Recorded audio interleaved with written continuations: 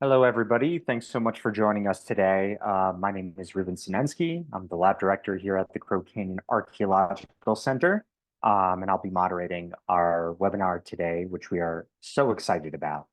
Thanks again for joining us. John, are you here? Do you want to, my co-moderator, Sean is John? not hopped on yet. I think he's a little bit behind with the Yeah, school group today. So if you just want to yeah, get us on the lead. yeah, sure. John Jahadi, one of the educators here at Crow Canyon, will be co-moderating as well today. So before we get started, just run through a few things. First of all, our land acknowledgement. Crow Canyon Archaeological Center acknowledges the Pueblo Ute, Paiute, Diné, and Jicarilla Apache people on whose traditional homelands this institution sits. Our work would not be possible without Indigenous people in the past, present, and future. We respectfully recognize and honor ancestral and descendant Indigenous communities for their contributions to all humankind. Crow Canyon is grateful to all Indigenous people and supports the preservation and protection of cultural traditions, ancestral connections, and sacred lands. So just a few quick words about logistics. If you want to ask a question, we'd love for you to ask questions. We will do our best to answer them. We don't always have time to answer every single one. We will do our best. If you are going to ask a question, instead of just typing it out in the chat, please use the Q&A tab. Questions can get buried in the chat. So if you use the Q&A tab, there's a much better chance we'll get to see it and ask it. If you're having difficulties via Zoom, feel free to head over to the live stream on Facebook. And you can subscribe to our YouTube channel to view our past webinars as well. Just a quick note about upcoming webinars. On Thursday, July 18th at 4 p.m. Mountain Time, we have Decolonizing Cartography, Reclaiming and Reimagining Indigenous Cartographic Traditions with Dr. Anita Lucchesi. And on July 25th, Thursday at 4 p.m. Mountain Time, we have a webinar by Eric Carpio, History, Art, and Place, Buffalo Soldiers in the American West. And just want to remind you that this webinar series, Crow Canyon's a nonprofit, and the work we do, this webinar wouldn't be possible without your donations. This webinar series is free. We know so many of you enjoy it. We want you to enjoy it, and we really appreciate your donations and support. Just want to highlight a recent blog post by Dr. Susan Ryan at the Crow Canyon Research Institute. We have monthly blog posts and all kinds of information about the work, the research, the work with descendant communities that Crow Canyon is doing at our website. You could visit crowcanyon.org to learn more about this. And in our latest blog post, Dr. Susan Ryan considers acts of by ancestral Pueblo people of commemoration.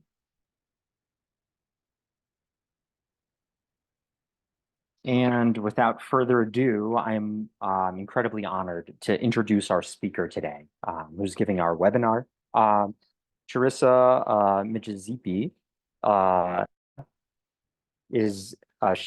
uses she, her pronouns. She is Potawatomi and Kickapoo. And is a forever res kid growing up on the Kickapoo Reservation, where she learned and practiced traditional Indigenous lifeways.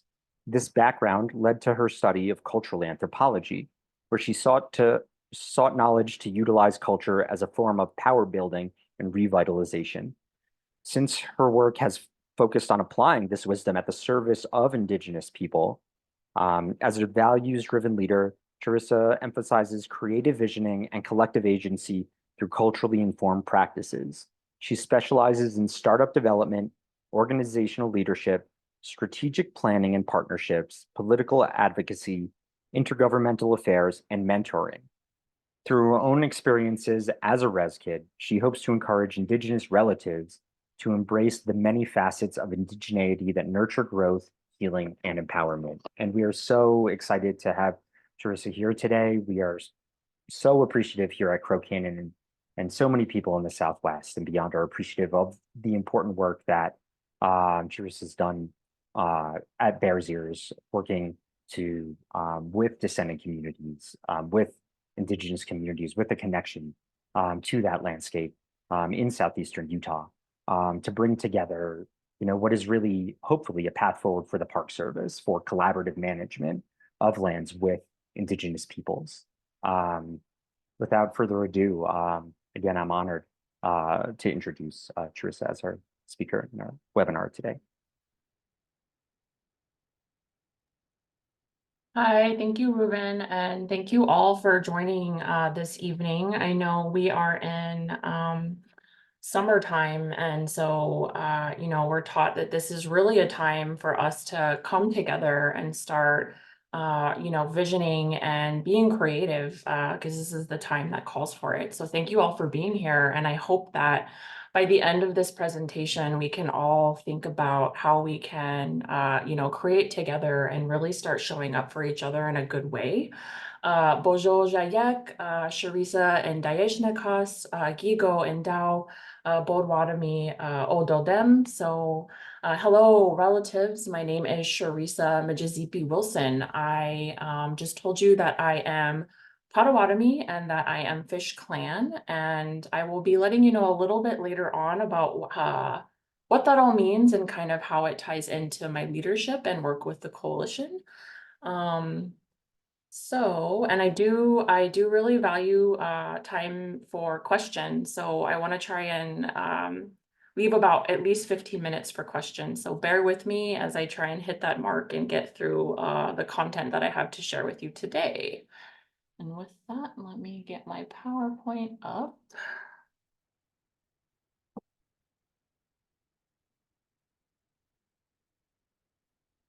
All right, so Ruben, if you could just give me a thumbs up, or Taylor, that you can see my presentation.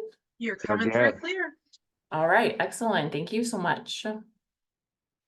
So thank you all for having me again. What I'm going to be touching on today is called The Land Leads Us, so Indigenous Learnings and Conservation Leadership and Movements.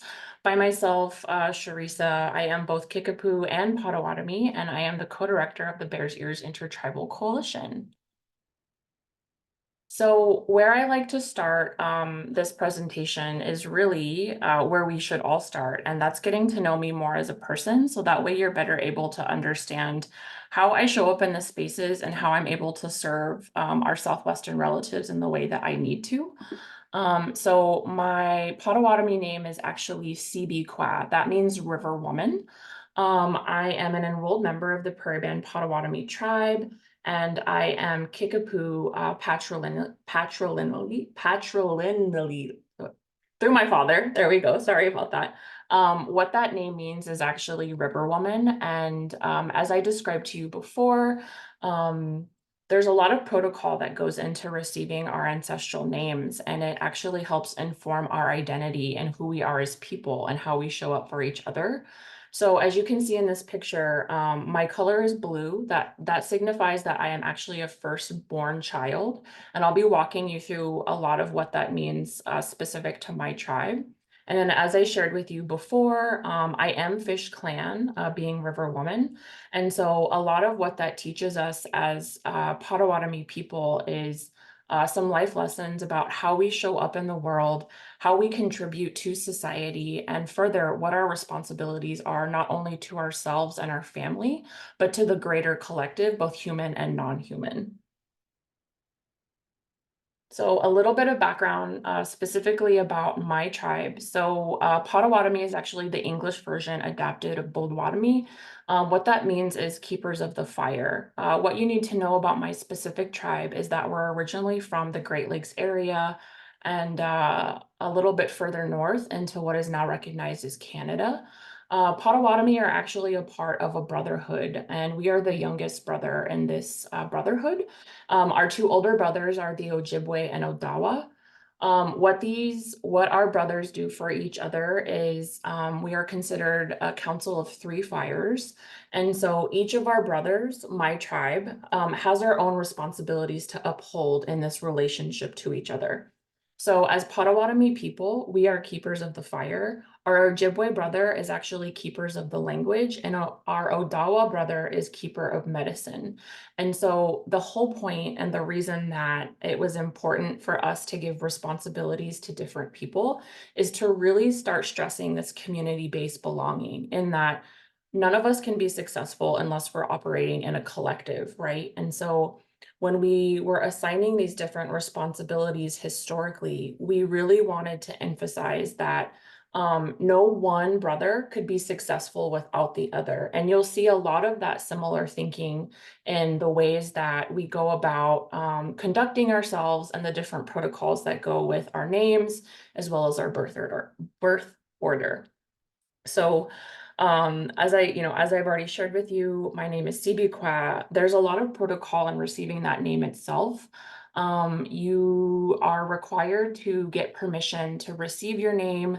There's a lot of consideration about the traits that your family wants you to carry forward, because we believe in Potawatomi, when you inherit that name, that you actually adopt the characteristics of those ancestors who also carried that name. And so there's a lot of thought about how we want people to show up in this world before they're even physically here. That's really important, and I'm going to weave that together later on in my presentation. As I've already described for you, birth orders is actually also very important. As a firstborn within my family, I have a very strong responsibility to care for not only my own siblings, but for those in my clan and for those in my extended family. So the way that it was described to me and the way that I kind of embody my firstborn is that I'm really given the creativity and rather the flexibility to fail. And you'll see that that has translated into my leadership style. And that sounds really bad when I say it outright, but what that actually means is, as the firstborn, it's kind of placed on me to figure out how to do things on my own. And then it's my responsibility to pass those teachings on to anybody younger than me, whether that's my siblings, my cousins, nieces, nephews, any of my other relations. And then, as I've already shared with you, me knowing that it's our responsibility to take care of our fire, I also know now that I have certain ways that I need to conduct myself, and that it is my responsibility to understand and be in relationship with fire. In Potawatomi, we actually consider fire to be our grandfather. And so when we build fires, specifically for ceremony, there are a lot of different protocols and ways that I have to conduct myself around that fire. Specifically, I have to treat it as a person. I have to talk to it in a really respectful manner. I have to be in a certain mood when I'm around that fire, because that's my responsibility as the younger brother to my three, or within the three fires. And where all of this is leading you to is that while there is a lot of protocol involved, a lot of what this is helping us conceive at a very young age is how utility, not only as a person, but as a community, as a collective, is ultimately our base value and how we operate in this world, right? And so you'll see as we progress through this presentation that utility often is at that very core of what we're trying to do. And a lot of these other processes kind of just help us inform how to be useful and how to contribute in a good way. So kind of where my journey starts is I like to share this at a very young age. My grandfather talked story with me a lot, and I'm very grateful for him to have shared this knowledge. I specifically remember him telling me that there will be a time when people will be lost because they don't know where they come from. And during this time, they'll look to Indigenous people to lead them. And ever since my grandfather has told me this quote, it has sat with me, and I think about it almost daily. And where this quote has kind of been placed in my heart is that what we're doing at Bears Ears and the work that you all are contributing to, and that other Indigenous nations are applying and really showing up. This is that time when people need that, right? We have the climate crisis. We have people not knowing their ancestry. We have, people who don't have access to food systems or health, right? Health systems. And so, it has been prophesized that like we are approaching this time if we're not there already. And there are a lot of people looking to Indigenous people because we have that wisdom, we have that knowledge. A lot of those ways of knowing are actually genetic and inherent to our being. And so what I hope to do in our work at Bears Ears is really impart that knowledge so that we can not only share it, but try to create this world back to that place that we already know that it can be, right? A good place, a place that provides for everybody, a place that we're in relationship with, a place that's balanced so that we can all continue to live good, happy, healthy lives. And so another place that, another kind of moment in my life that was really impactful when I was really young, I was probably not even 5, I might have been 4, just able to remember things. And I remember going out in the front yard and picking a dandelion for my dad and picking up a good handful of them, as a kid. I thought that they were beautiful and I wanted to show my dad that this was, I wanted to show appreciation for him. And so I remember, going inside, showing him my bouquet of dandelions, and I almost immediately got reprimanded. And I remember at the time I was really upset. I'm just a kid. I'm just picking dandelions for my dad. And I remember in this moment, he walked me through all of the reasons why I shouldn't have done that, or ways that I could have been in relationship with the dandelion differently. So what I mean by that is, my dad had first asked, did you make an offering when you made those dandelions? And I kind of looked at him puzzled, right? I'm this little kid. I'm like, no, I don't know what you mean. And he said, well, just because that's a dandelion doesn't mean that it's any less than you, right? That dandelion has a very specific purpose in life, and it has a very specific purpose for being here. And by you kind of just carelessly picking it up because you thought it was beautiful without having a use for it, or without offering something for its life, you actually were very disrespectful to our plant relative. And so, he continues to explain all of the things that I have outlined for you here. All living things have a spirit, and therefore they deserve respect. And just because this is a dandelion doesn't mean that it is any less than you as a human. And in fact, the way that we relate to the world is making this connection and realizing that just because dandelion here is non-human doesn't mean that my actions don't affect it, right? So where I'm going with this is at a very, very young age, it was imparted to me that humans are not the tell-all be-all. And in fact, we're only one piece of the puzzle that makes all of this go round. And so at a very young age, this was instilled within me, and I carry that value today.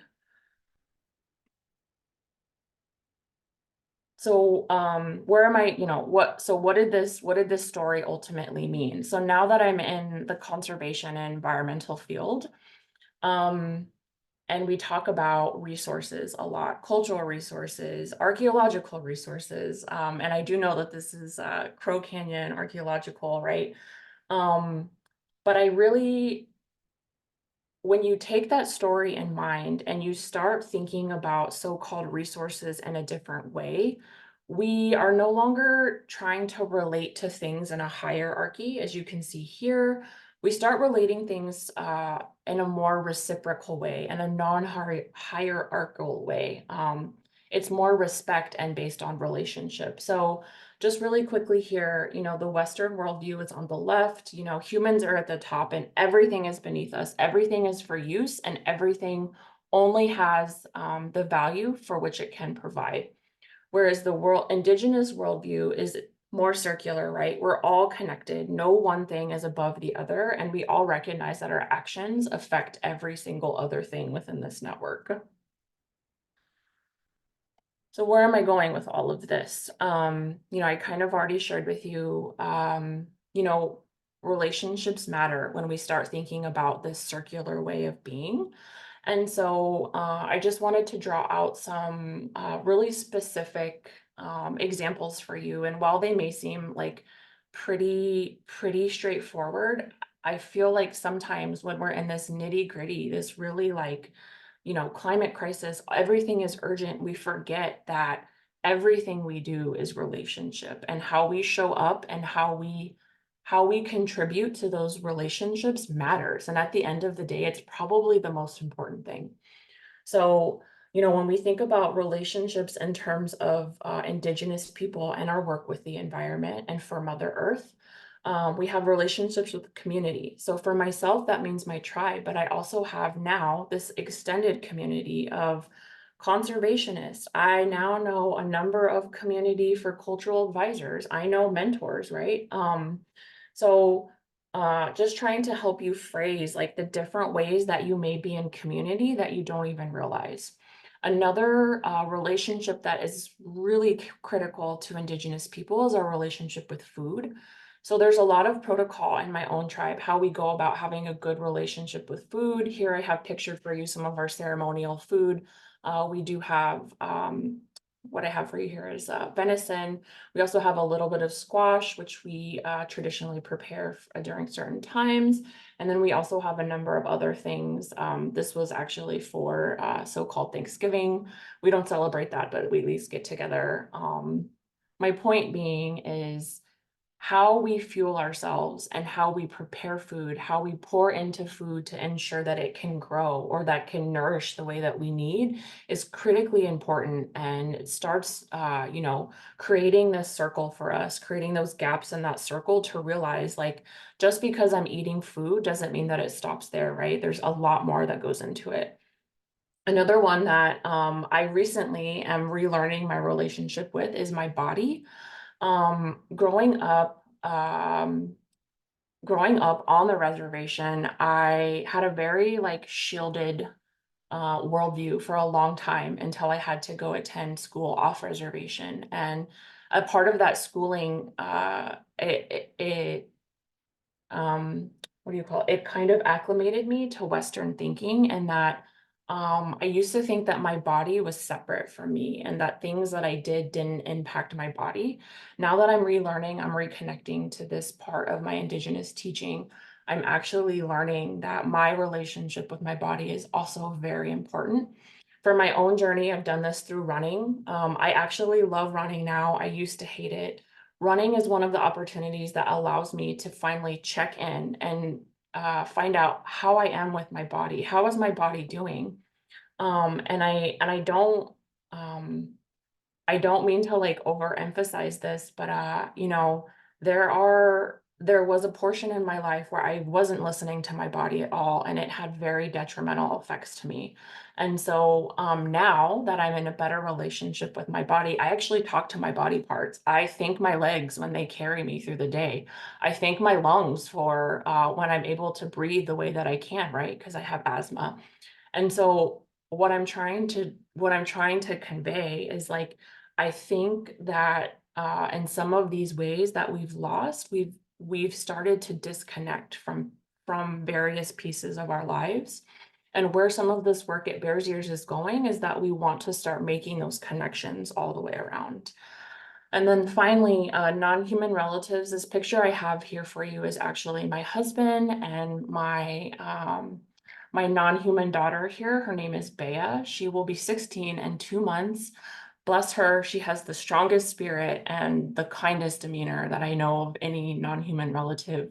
She teaches me daily how to look at the good things in life and how to, look at a rainy day as a good thing and not something to be bashful from. So I'm grateful, and she teaches me how to be in better relation with not only her as a dog in Western terms, but also all of our plant relatives and our insect relatives, right? All of these things matter in the long run.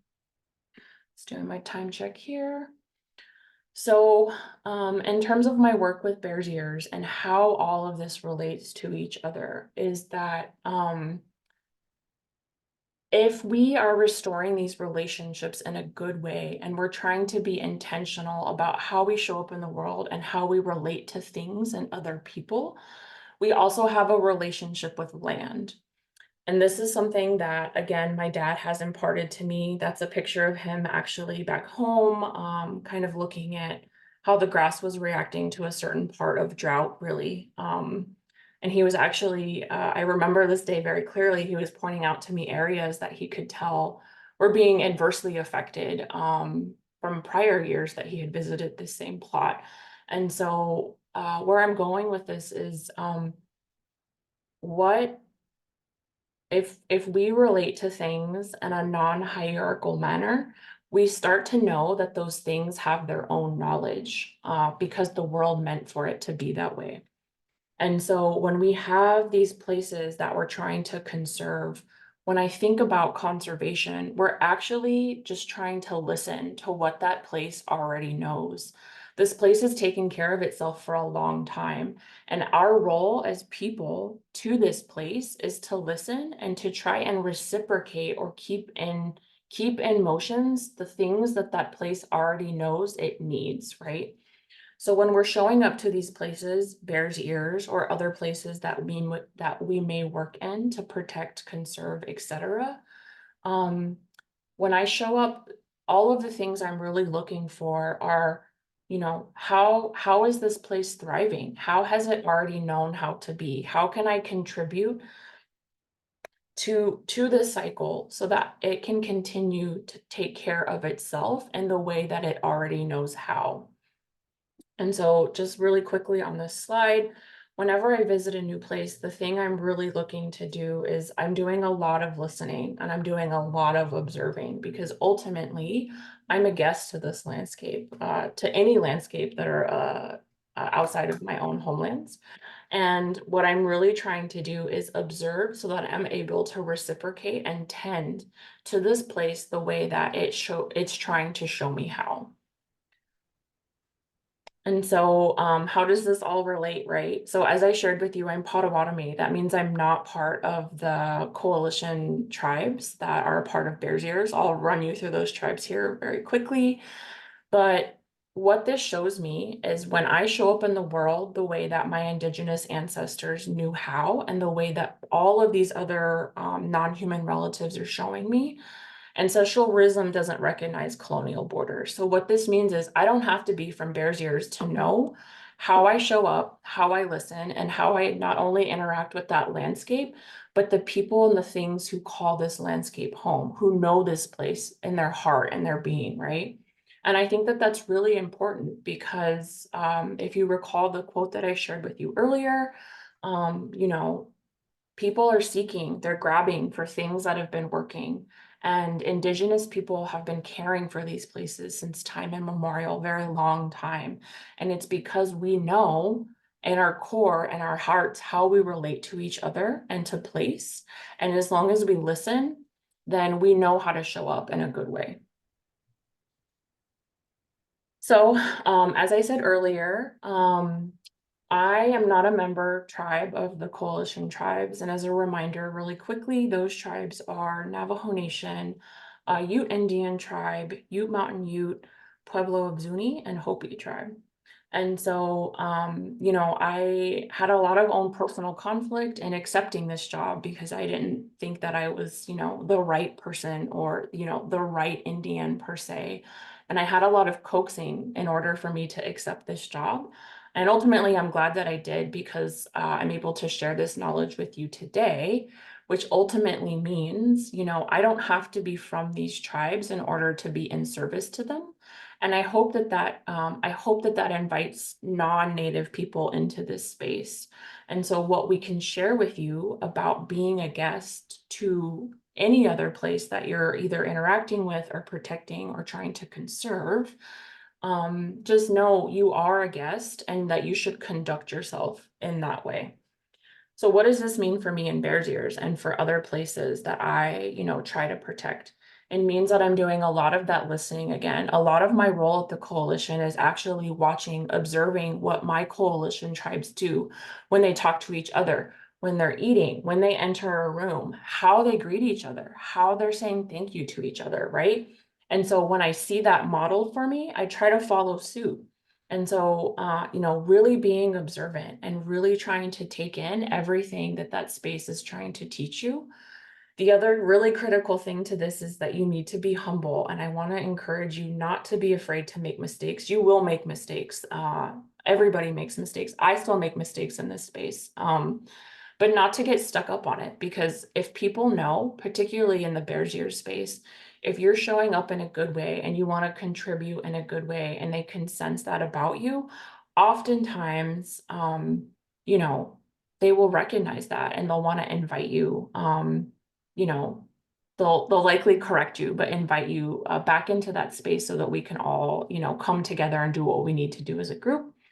And then what I've always been taught is that you give more than you receive, particularly when you're visiting. So what this might mean is, spending extra time visiting with people, or what I like to do is offering to get elders some coffee or giving somebody a ride somewhere, like anything tangible, right? And so as long as we are trying to give deference and be respectful to our hosts, ultimately that is going to not only build that strong relationship that you need with this place or with these people, but it also shows them that you have an investment and that you're willing to do the work to show up the way that they need you to. Okay, so in all of this, what is Bears Ears telling us? So a little bit of background and how we got here and how all of this weaves together. The Bears Ears movement has actually been working for a number of decades, at least 30. And I say that very intentionally because our work stands on the shoulders of a lot of grassroots organizers before us, and even folks who are not formally organized. So just people getting together and saying, hey, that place over there is really special. What do you think we can do in order to protect it, to make sure that it remains how it is and retains that like special spirituality? And I say this, Utah the Nepakea is one of those partners who really led these grassroots efforts and got different people talking to each other and really kind of coalesced people into wanting to get the formal designation that Bears Ears has today. And so in a number of these talks, there have been a number of different attempts to reach a legislative solution, which would mean, in the context of Bears Ears, more permanent protection outside of a presidential proclamation. There was a number of different efforts with the state.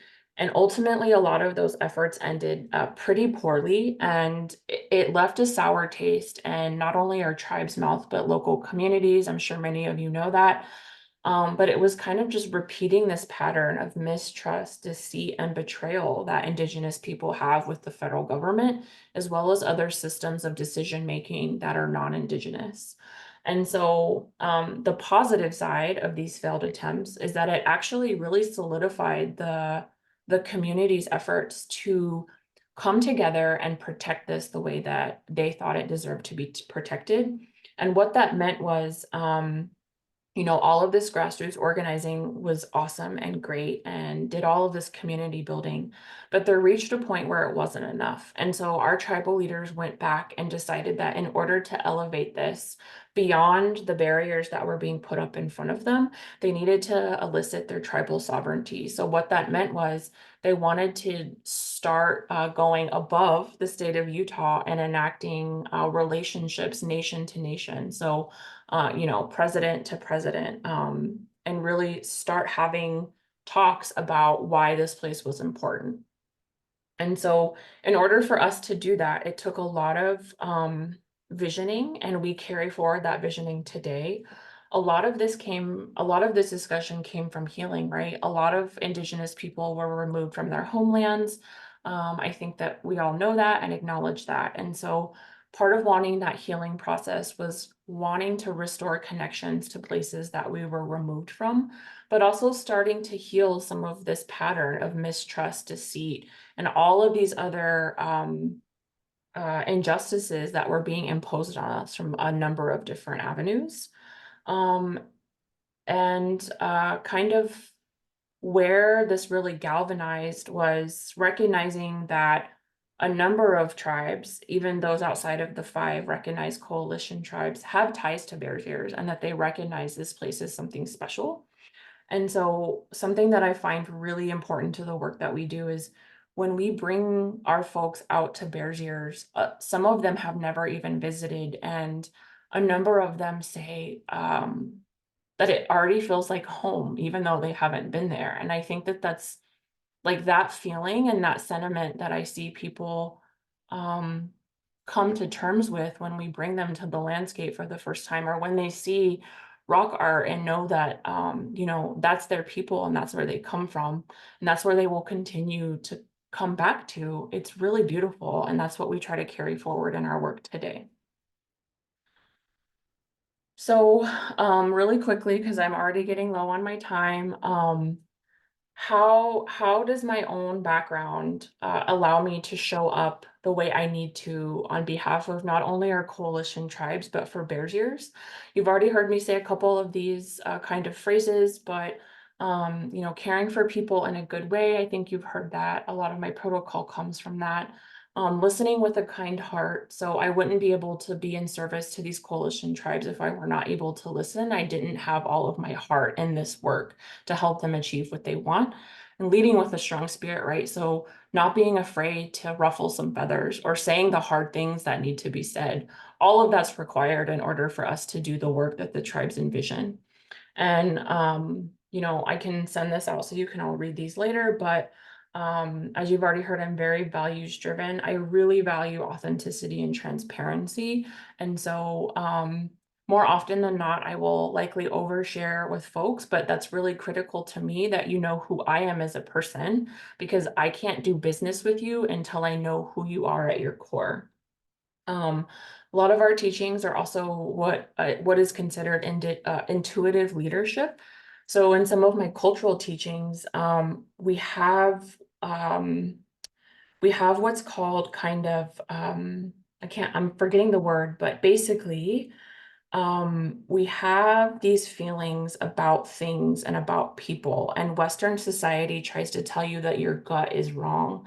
In fact, I have now learned that there is science to that, and that actually your gut, you know, scientifically has a reason for you to feel a certain way about something. So of late, I've been trying to really cultivate that intuition and trusting that my heart and my body, my spirit knows what it needs to tell me, and I just need to listen. We've already talked about, for myself, process is just important as product, if not more important, because if we're not doing things right, or if we're not doing them in the way that is acceptable for those we're trying to work on behalf of, our end product is going to be no good either, right? And then the final thing that I wanted to kind of get to, which I've already kind of briefed you on, is this concept of failure. And as a firstborn, as something that I have inherited and really embraced, is as a leader, I embrace failure because I actually view it as an opportunity to learn. My tribal leaders know this, my staff knows this. And in fact, I feel like if we are not failing in one way or another, then we're not pushing the envelope far enough.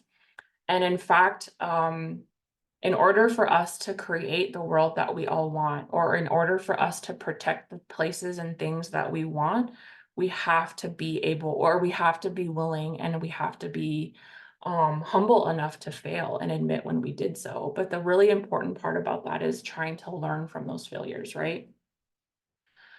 So how does this all relate to, you know, Bears Ears, myself, leadership, and where we are with the coalition?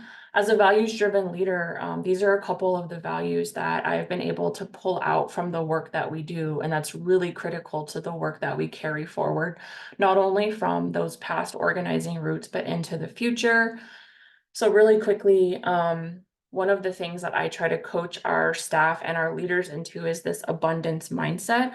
A lot of our interfaces with Western society teach us to react and to live in scarcity, right? I only have so much of this. They have that and I don't.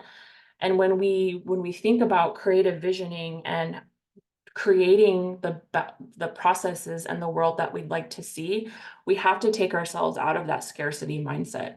I often ask our staff and our leaders, what would this look like if we didn't have those barriers?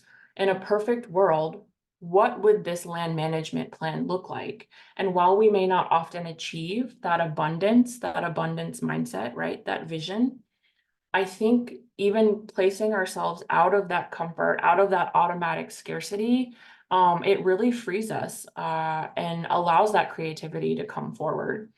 Another thing I've heard, or another kind of thing that I've been able to pull out is balance. Again, you've kind of heard me weave that, we have a responsibility to keep things in balance, and we're being irresponsible if we're weighing one thing more over another. And a tangible example of that would be, recognizing that Navajo Nation is one of our biggest tribes, not only by membership, but by land base. We have to balance, giving equal voice and equal say to smaller tribes such as Pueblo of Zuni. And that's really one of the ways that allows us to make this coalition work, is those tribes giving deference to each other and recognizing that we have to achieve balance in everything that we do. And then just really quickly here, we have discipline and resilience. One of our cultural leaders shared with us about 6 months ago that none of this work happens without discipline. And I think about that every day. I think I'm a hard worker, but my tribal leaders and my cultural advisors work me under the table almost on the daily. And what that really shows me is that, they're in it for the long haul, and we hear them talk about that quite often. And that shows me, that models to me that I need to show up in a similar way in order for us to do and create the things that they want to achieve. So, really quickly, how does this all look and what does this mean practically? So when we listen to the land, specifically Bears Ears, and we start to implement all of these Indigenous ways of knowing, here's how this shows up in our work. So when we're listening in a good way, what this translates to on the ground are a couple of different projects. So we actually have a tribal objects and values list. So really what we're trying to do is start looking at the landscape out of a non-Western perspective, start conceptualizing it in a way that's more regional and more holistic, as opposed to individual resources, right? Rocks, water. Instead of looking at those individually, we wanted to start trying to capture those more broadly. Another kind of program that we're doing is our conservation core. So wanting to learn and listen to the landscape now and trying to implement projects that help it come back into balance and help restore the health that it already knows how, when we give it the tools and when we're in relationship with it in the way that it knows. Reconnecting, as I've already shared with you, we do a number of site visits, not only for youth and for elders, but for anybody who may not even know that they used to be from Bears Ears. We hear that a lot. Is some of our tribes say, what are you all doing in Bears Ears? We don't even have ties there. And so a lot of that is just teaching them that they are from there, right? And so connecting to relearning. One of the things I wanted to specifically touch on here is, as we move into implementation planning, a lot of these step down plans in the resource management NEPA process, is trying to think about what would an implementation plan look like if it were based on TIK, right? So an example I can give you is like, how would we manage, how would we be in relationship with this water source if we considered the wildlife that came to it, if we considered the grasses and the medicines that were adjacent to it? Did we consider, the different seasonalities and how this water source may change in reaction to that mountain range over there? And so starting to think about, how would this look different if Indigenous people were actually conceiving something as a whole? And then a lot of how we reaffirm this knowledge, or how this knowledge shows up in a Western context and organizational context, is doing, or starting to help the tribes think about what the Bears Ears Commission would look like in perpetuity, and then Another couple of other projects that I wanted to quickly mention are Traditional Knowledge Institute. So a place where people can start to learn about the connections I've shared with you, starting to demonstrate a lot of that traditional knowledge that the tribes have shared with everybody more publicly. And a number of other things. I know I'll shout out Sky is one of our interns, is leadership development. So what that means in programs for us as interns. We also have our tribal rangers program that we are getting ready to pilot and continuing that conservation core. And then my next couple of slides are kind of just a wrap up. And so I'll end on this one, but what's next for Bears Ears? So what does this mean? Where are we going in terms of programs, projects, priorities? So really soon we have our resource sharing bucket that I consider. So as I've already shared with you, that means ramping up the commission with permanent staffing and resources so that it's able to do the work that it needs to. Right now, the Bears Ears Intertribal Coalition supports the Bears Ears Commission by fundraising, providing staff and technical expertise. We're soon going to be sharing a toolkit with the public more broadly, kind of mapping out and really documenting the knowledge that I've shared with you all to date. A number of the other programs that we're looking to either make permanent or to ramp up, as I've shared with you, are Conservation Corps. They actually went out this year, just last week. It's our 3rd year, and that program continues to grow and gain more popularity. We're also kicking off our Tribal Rangers program, which we hope to emulate the program in First Nations, the Guardians program in Canada. We'd hope to bring that here in the Bears Ears context. And then community-based practices, so continuing to engage our communities to remind them that they are from this place and that they have value, not only where they are now, but they have value and they belong in Bears Ears and other places that they may have been removed from. Another kind of community-based practice that we're looking to do is like I said with you, just really trying to listen to what our communities find important and trying to reflect that back in our programming. And that seems really watery, but I think I'll stop there for now. And then if I just go through here, oh, we're actually at our last one. So to end, an elder shared this quote with, or an elder shared this concept with me, which was often in our lives, often in our lives, there will be times when people or places or things will call us forward to lead. And there are a long list of reasons why we would choose not to. We might not feel ready. We might not feel like we're the right person. But ultimately, I think what we all need to do in this work is we need to answer that call when we get that request of us. And so the way that I've been able to show up in Bears Ears is answering that call, right? I didn't used to think that I could speak to you all, or that I was too young, or that I couldn't do it because I was a woman, right? Or that I didn't belong to the coalition tribe, so I didn't have a place here. But I listened to that elder, and I just like to share that with you all now is there will be a time when you are asked to lead, and I hope that you are I hope that you accept that call. So I will end it there. Thank you again for listening to me. That's my timer to stop, and I can take questions now. Thank you.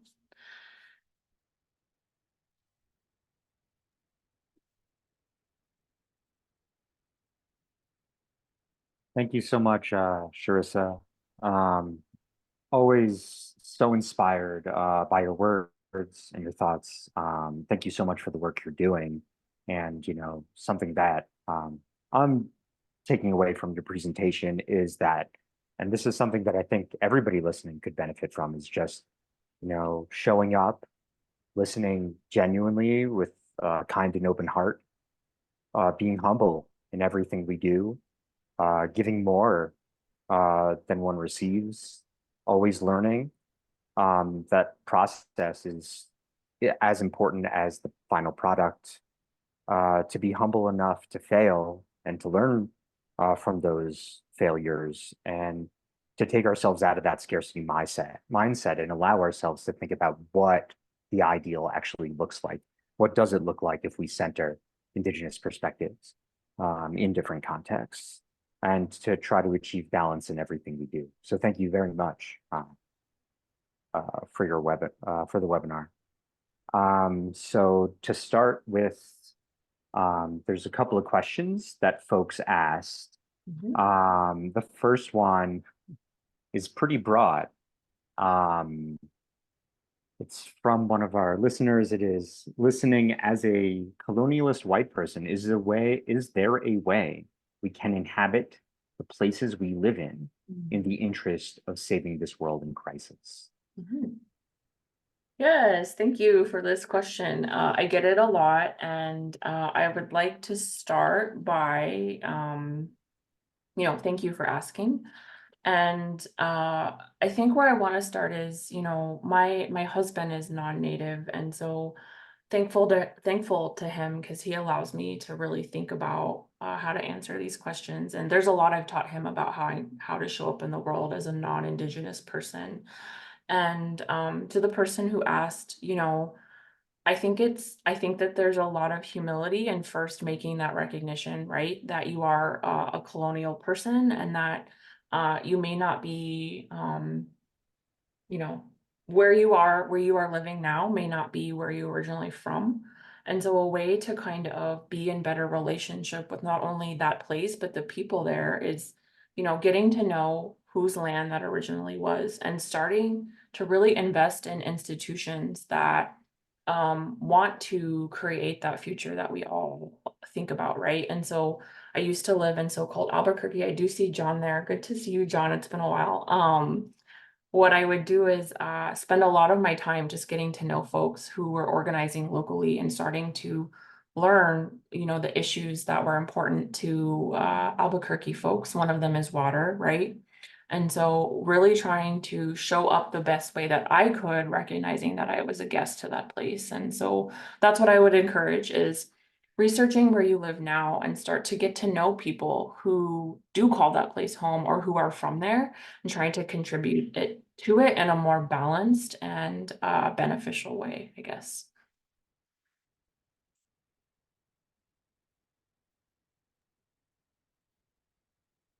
Thank you very much. John, can you hear me all right? Do you want to ask the next question? Yeah, I can hear you fine. I just have perhaps some audio issues, if you can hear me. Gawatsi, Charissa, Keshe, in my father's language. Gawatsi is my mother's language. I'm John Jahadi. I'm from the Pueblos of Laguna and Zuni. And thank you for your presentation and for including the legacy of human beings who have existed in this region. And that's really what I think we would like as Native individuals, to help guests, those from all around the world, when they come to this place, realize that the people who lived here were sophisticated, creative, agrarian societies. And so perhaps maybe this is one question that one of our listeners wrote, Marilyn. She asks, especially for someone who represents Bears Ears and has that intimate connection with what Bears Ears is, what it is, and what it wants to do. She asks, how do you, and perhaps maybe we could extend it to ourselves, how do we protect Bears Ears when there are those within our societies, within our living on this planet, have not yet come to that level of respect? So how do we accomplish that? What is it we do? What is our charge that perhaps maybe we individually can do? Certainly tribes are trying to do that, but what can we do individually to accomplish that? Ooh, yeah, thank you. I think I heard it was Mary. Yeah, heavy question. And this is something that keeps me up at night quite often. But I think my first reaction is not wanting to reciprocate either the violence or the ill intent that folks come at me with. And I say that with a lot of patience and grace, because when I first came to this job, I was really angry that about how many people and how many different institutions wanted to degrade this land, or to take it away, or to treat it in a way that wasn't the way that it knows how to be treated, right? And so At first I wanted to react to those people by being really, really angry, and I did, and I've learned from that. And so to answer that question, I think is to first have the awareness that that they are operating from a bad place. And we are taught as Indigenous people that if we react to that in the same way, we're going to take that on, right? And so a practical answer to that now is to make the other people feel like they're listening. And all we can do is try to educate and to try to take the win in small steps. And I say that because growing up in a very rural part of Kansas, I still face a lot of those same politics, a lot of people and institutions who discriminate against me because I'm a brown person, a brown Indigenous person. And slowly over time, I have been able to kind of persuade those folks and those institutions, albeit not exactly to where I want them, but at least not as extreme as they were originally. And so I think that's my answer is try not to fight fire with fire, and you know, try to emulate patience and grace, because that's the only way that we're gonna do the things that we want to do, right? And can I follow up on that? Yeah, Exactly sure. what you said. Obviously, not everyone has the opportunity to go to Bears Ears and experience it, that physical emotion.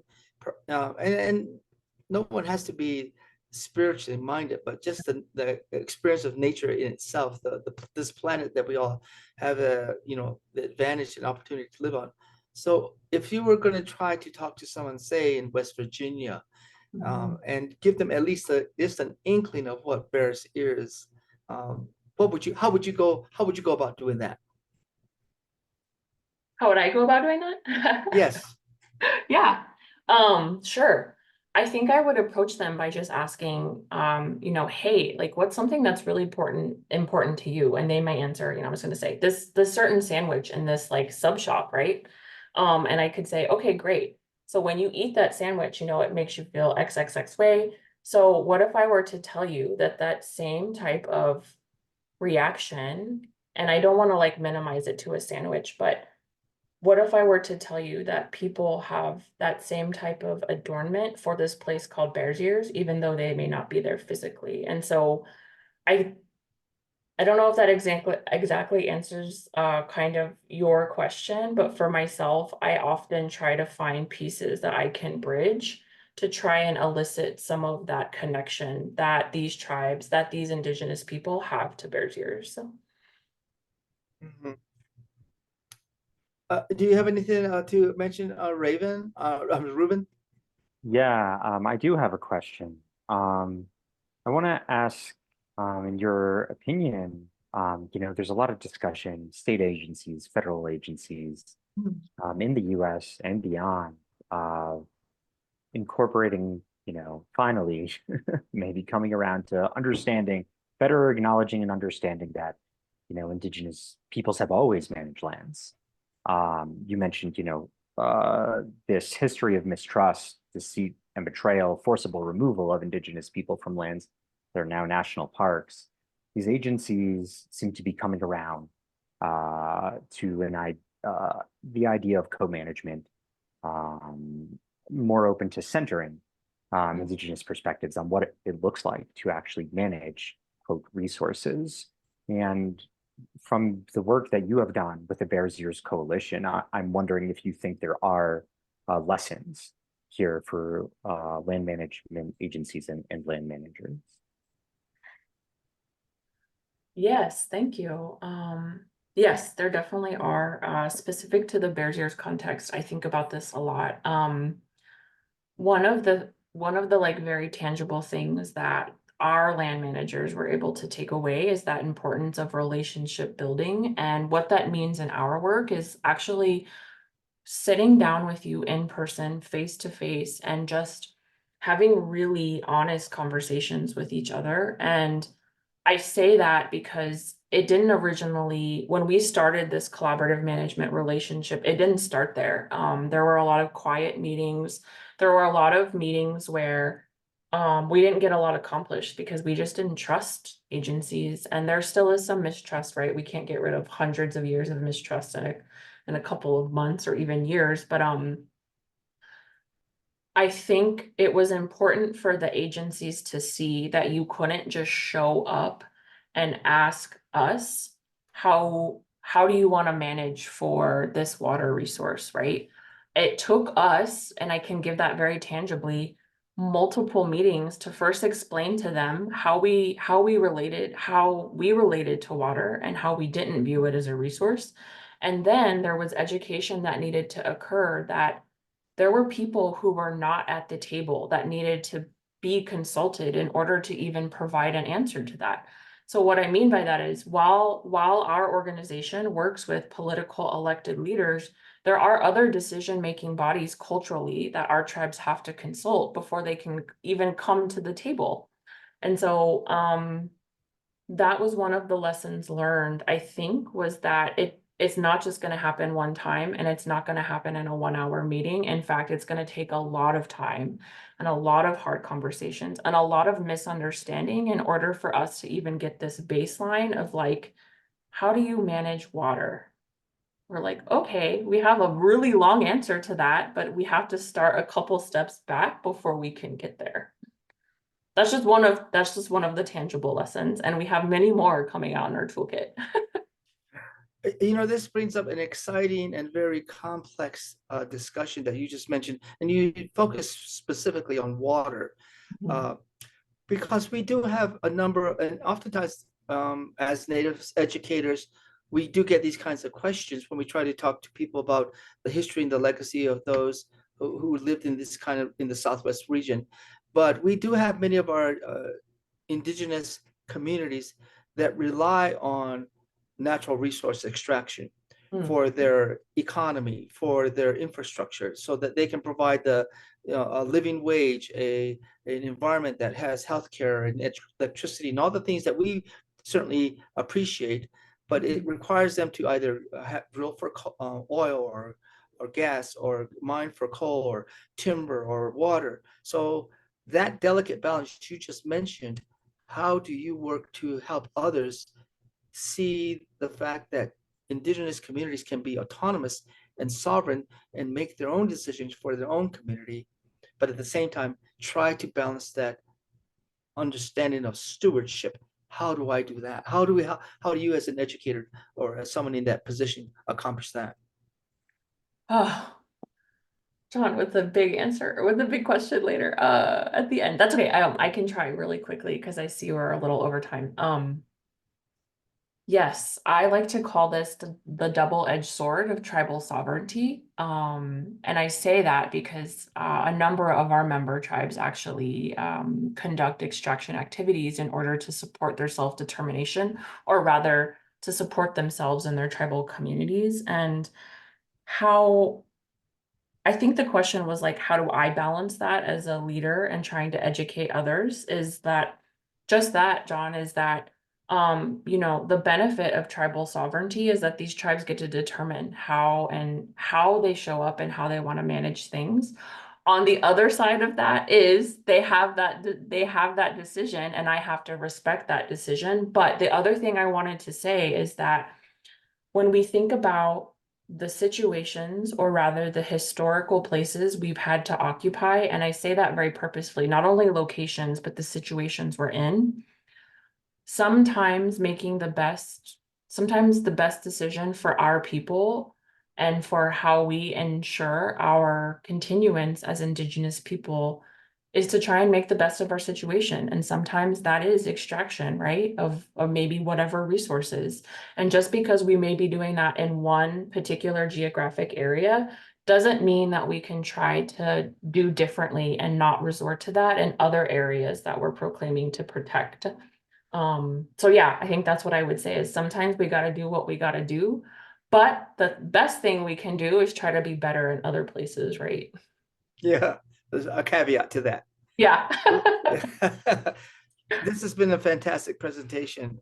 So I think we're drawing to a close, right, Raven and Taylor? So we want to thank you We want to thank all the people who have signed up and use this webinar as an opportunity to further their education, be those lifelong learners, certainly be attentive to the desires, the needs, and the decision-making of different Indigenous populations, just like Charissa said, for that self-determination to provide for their communities, because this is where it starts, communication, dialogue. And so we want to thank you for that. And it's been a wonderful opportunity to chat with you today. Yes, thank you everyone for your time. Have a good evening. Thank Thank you you. so much. We so appreciate this. Bye, everyone. Thank you. Join us again next week.